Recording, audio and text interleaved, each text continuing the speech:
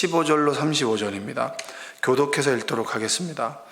내 아들아, 만일 내 마음이 지혜로우면 나 곧 내 마음이 즐겁겠고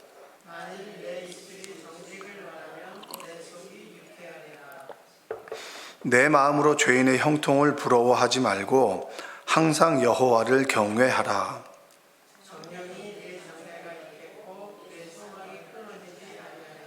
내 아들아, 너는 듣고 지혜를 얻어 내 마음을 바른 길로 인도할지니라.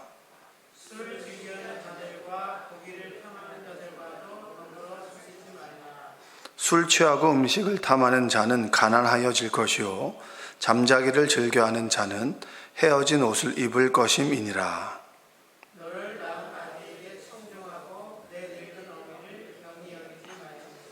진리를 사되 팔지는 말며 지혜와 훈계와 명철도 그리할지니라.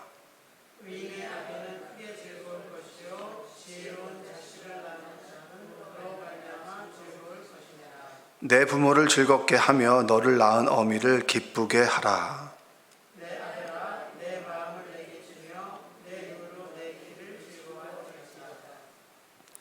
대저 음녀는 깊은 구덩이요 이방 여인은 좁은 함정이라.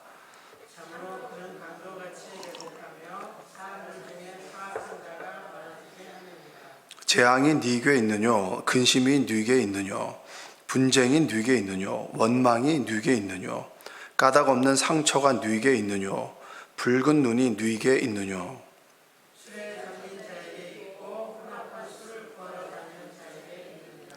포도주는 붉고 잔에서 번쩍이며 순하게 내려가나니 너는 그것을 보지도 말지어다.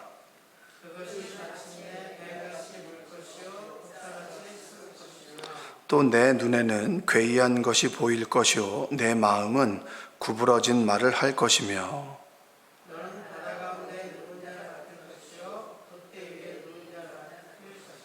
내가 스스로 말하기를 사람이 나를 때려도 나는 아프지 아니하고 나를 상하게 하여도 내게 감각이 없도다. 내가 언제나 깰까 다시 수를 찾겠다 하리라. 아멘. 오늘도 하나님의 은혜가 여러분의 삶 가운데 함께 하시기를 주님의 이름으로 축복합니다. 기독교 심리학자이자 교수인 그 미국인 교수 중에 한 분이 이런 얘기를 했습니다. 성인 자녀가 부모에게 가장 듣고 싶은 말, 이런 겁니다. 7가지. 첫 번째는 뭐냐면 성인 자녀가 부모님에게 듣고 싶은 말, 기독교인이겠죠. 내가 자랑스럽구나, 이겁니다. 자녀들은 부모에게 자랑스럽다라고 하는 말을 듣길 원합니다. 두 번째는 잘못한 것에 대해서는 좀 미안하다. 여러분들 이런 말 좀 하세요? 미안하다. 그리고 세 번째는 이해한다. 네 번째는 도와줄까? 뭘 좀 필요한 게 도와줄까? 그리고 5번째는 너를 응원한다. 이 똑같은 말로 내 결정을 지지한다. 이런 말을 듣고 싶어 합니다. 응원하고 지지한다. 6번째는 사랑한다. 그리고 7번째는 어떻게 기도해 줄까? 요 7가지입니다. 그러니까 성인 자녀가 부모에게 듣고 싶은 말, 아무리 나이가 있어도 자녀는 자녀잖아요. 부모에게 듣고 싶은 말은 다 이런 말들입니다. 자랑스럽구나, 미안하다, 이해한다, 도와줄까, 너를 지지하고 응원한다, 그리고 사랑한다, 어떻게 기도해 줄까, 이런 말을 듣고 싶어 한다는 겁니다. 자, 오늘은 그런 관점에서 보면 자녀가 부모에게 듣고 싶어 하는 말이라면 부모가 우리 자녀들이 이렇게 좀 됐으면, 조금 하울링이 있는 것 같아요, 목사님. 부모 입장에서 우리 자녀가 좀 이랬으면 좋겠다라고 하는 바람, 세상을 살아갈 때 이런 좀 지혜를 가졌으면 좋겠다라고 하는 관점에서 말씀을 좀 들으시면 좋을 것 같습니다. 자, 15절과 16절을 다시 한번 읽어보겠습니다.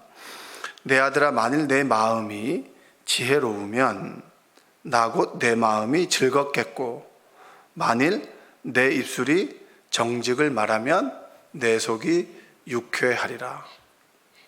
자, 부모가 자녀에게 원하는 것은 내 마음이 지혜로우면 좋겠다. 내가 지혜롭게 살면 내 마음이 참 즐거울 텐데 그 지혜 중에 하나는 뭐냐? 네 입술이 정직을 좀 말했으면 좋겠다. 정직하면 손해를 보나요? 아니면 세상 속에서는 정직하면 이익을 보나요? 우리가 가지고 있는 인식 중에 하나가, 잘못된 인식 중에 하나는 정직하면 손해를 본다라고 하는 겁니다. 정직하면 손해를 본다고. 어제 이제 중국집 앞에 있는데 대기가 있더라고요. 동네 중국집인데, 그래서 줄을 서 있는데 그 테이블이 두 사람 테이블이 폈어요. 테이블이 비고 저희는 세 사람이었거든요. 그래서 먼저 비길래 제가 먼저 가서 드시죠 그랬는데, 가면서 고맙다는 인사도 안 하고 가는 거예요. 저는 호의를 베풀었는데, 호의는 호의로 끝나야 되는데 꼭 듣고 싶은 말들이 있잖아요. 그렇죠? 그래서 양보를 했는데 그 사람 당연한 듯이 들어가서 먹더라고요. 그리고 이제 그 바로 한 1분 상간으로 자리가 또 나가지고 먹는데, 우리는 세 사람, 두 사람, 이 사람 먼저 시킨 거죠. 우리보다 먼저 먹은 거예요. 그러니까 정직하고 양보하고 호의를 베풀면 우리는 좀 손해본다라는 생각을 하지만 그 생각은 성경적이지는 않습니다. 하나님께서는 정직하라고 하시지 편법을 부리라고 얘기하지 않습니다. 근데 세상 속에서는 정직하면 손해본다라고 하는 인식이 우리 가운데 있어요. 근데 우리는 세상의 인식을 믿는 것이 아니라 하나님의 말씀을 믿는 사람들입니다.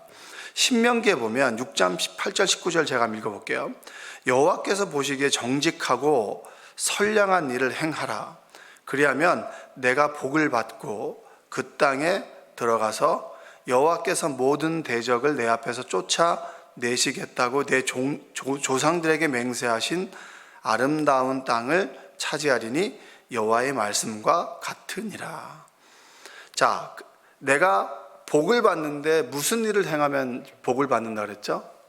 정직하고 선량한 일을 행하면 하나님께서 복을 주신다. 한번 따라서 해볼까요? 정직하면 하나님께서 복을 주신다.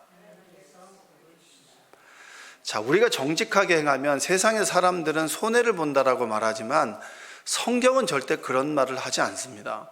근데 왜 우리는 자꾸 세상이 말하는 것들을 새기고 살아갈까?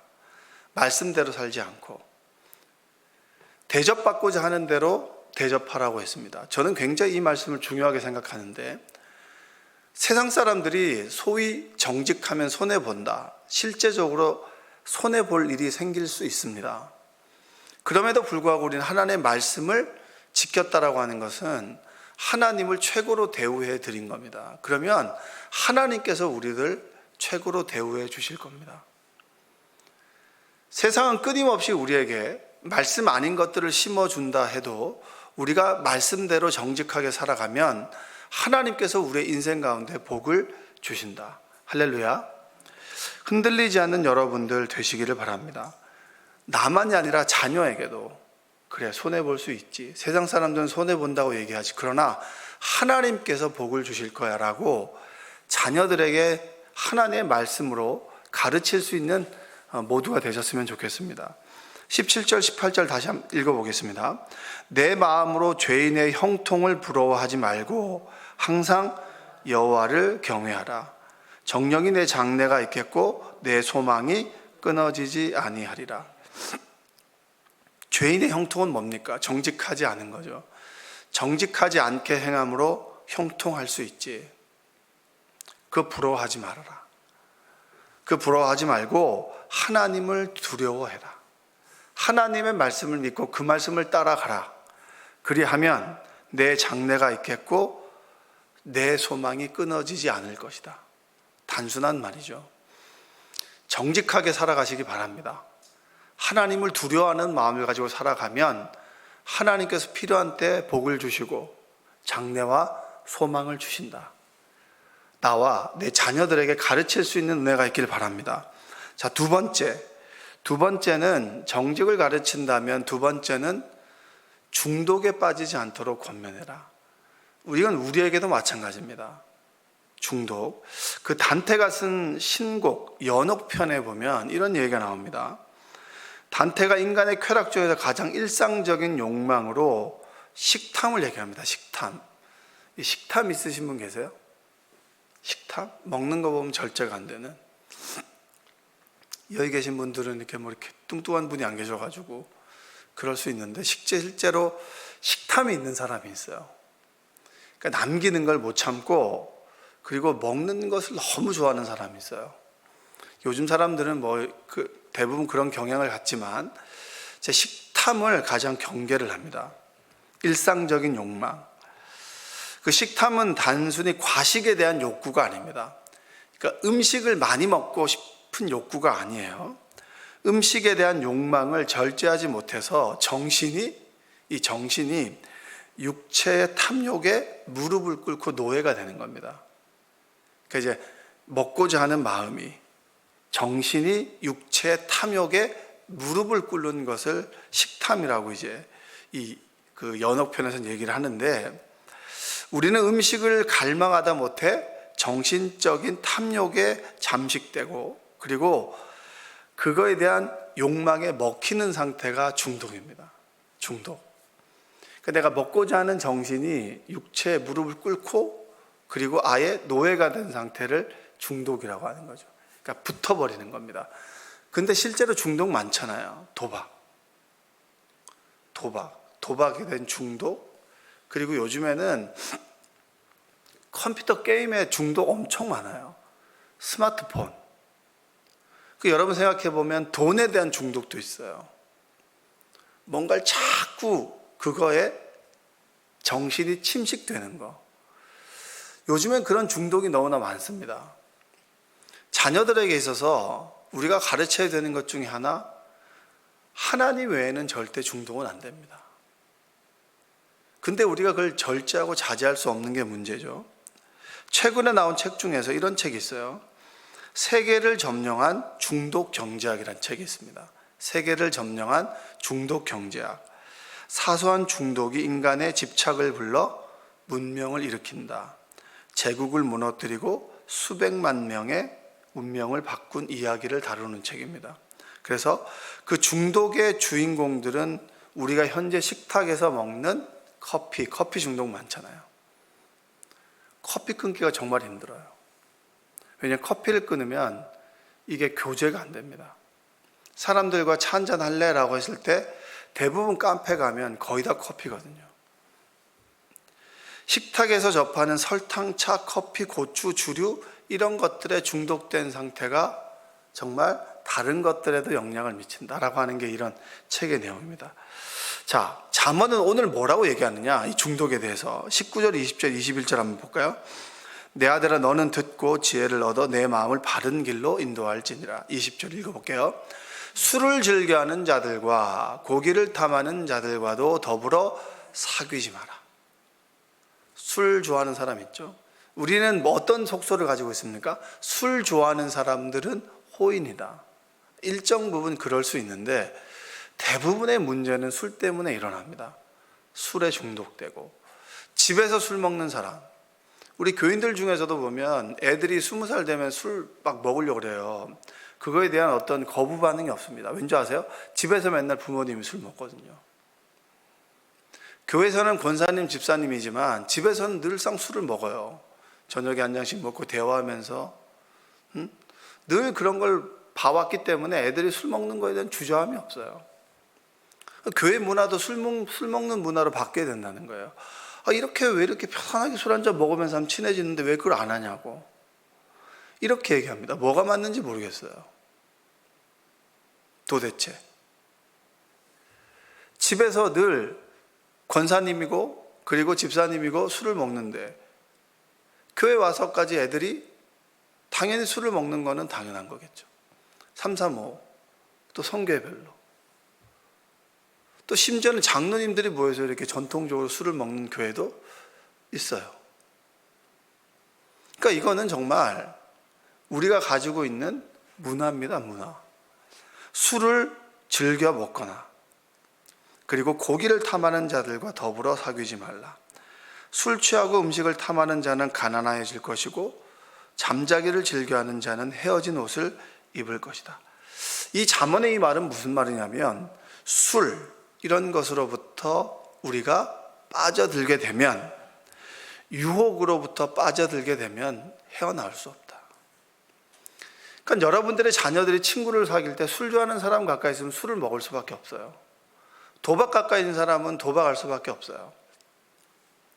제가 들은 얘기는 이 가락시장 쪽에서 업소를 운영하는 그런 분들은 대부분 도박을 한다는 거예요. 또 가락시장에서 밤새도록 이렇게 일하고 힘든 사람들이 낮부터 이렇게 술을 먹기 시작한다는 거예요. 그러면 돈이 모이질 않는다는 거죠. 중독입니다, 중독. 절제하지 못하는 거. 삶의 이유와 목적을 모르고 하나님을 모르기 때문에 그냥 빠져들게 되는 거예요. 하나님을 제대로 알아도 늘 우리가 중독의 일상에 빠져들게 되는 거죠. 이건 자녀들뿐만 아니라 우리 모두에게 주시는 하나님의 권면입니다. 하나님 외에 다른 것들에 빠져들고 그리고 절제하지 못한다면 우리는 중독일 수 있습니다. 예전에 제가 커피를 한 2, 3년 정도 끊은 적이 있어요. 왜냐하면 제가 너무 커피를 많이 마시는 거예요. 커피에 집착하더라고요. 그래서 커피를 끊었습니다. 끊었더니 이제 이원규 목사님이 캄보디아에서 오면 차를 먹자 그러면 제가 이제 커피를 안 마시니까 딸기 쉐이크 이런 걸 먹거든요. 그러면 그게 커피보다 더 비싸요. 그러면 꼭 커피를 마시라고, 이게 더 달다고, 당을 더 높인다고 커피를 마시라고. 그러면 페퍼민트 이런 걸 마시면 되게 너무 밋밋하잖아요.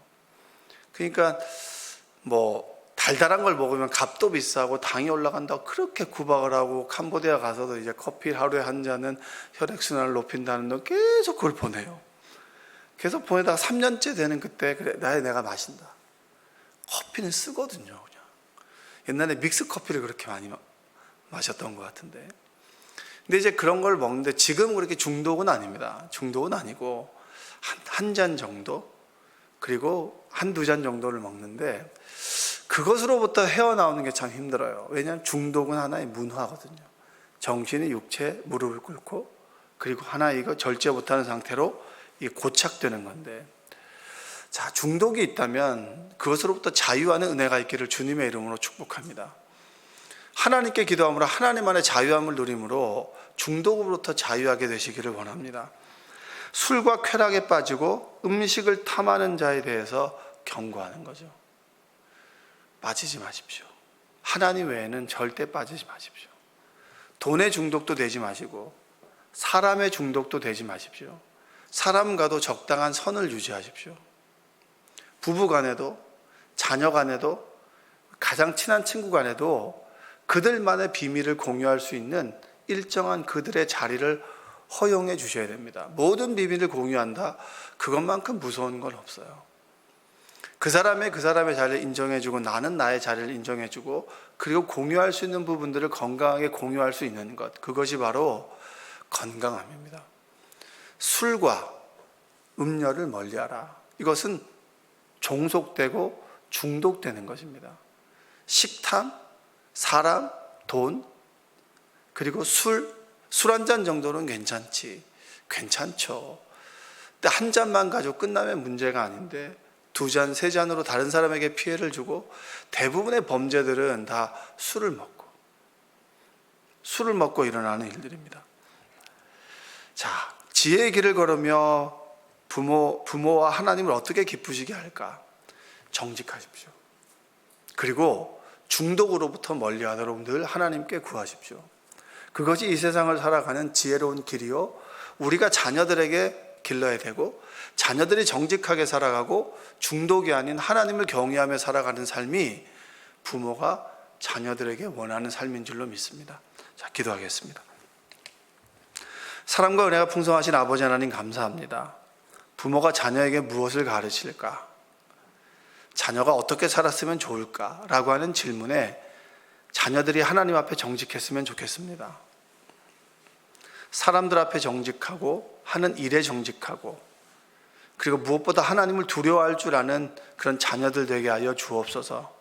또한 세상 끊임없이 우리로부터 중독에 빠지게 만듭니다. 돈의 중독, 그리고 우리가 마시는 음식과 커피, 사람, 그리고 끊임없는 오락, 우리를 중독에 빠지게 하고 하나님으로부터 등 돌리게 하는 것들이 너무나도 많이 있습니다. 우리들의 자녀들이 스마트폰, 유튜브 이런 것들에 중독되어서 일상을 제대로 살아가지 않는다면 얼마나 고민되고 힘들겠습니까? 주님, 우리를 불쌍히 여겨주시고 하나님께서 중독으로부터 자유함을 허락하여 주옵소서. 중독이 된다면 하나님의 말씀에 중독이 되고, 정말 집착한다면 하나님의 크신 은혜와 사랑에 더 가까이 갈 수 있도록 우리를 도와주시옵소서. 새벽에 나와 여러 가지 인생의 문제를 가지고 기도하는 성도들이 있습니다. 아버지 하나님, 우리를 불쌍히 여겨주시고 그 기도에 응답하여 주시옵소서. 예수님의 이름으로 기도합니다. 아멘.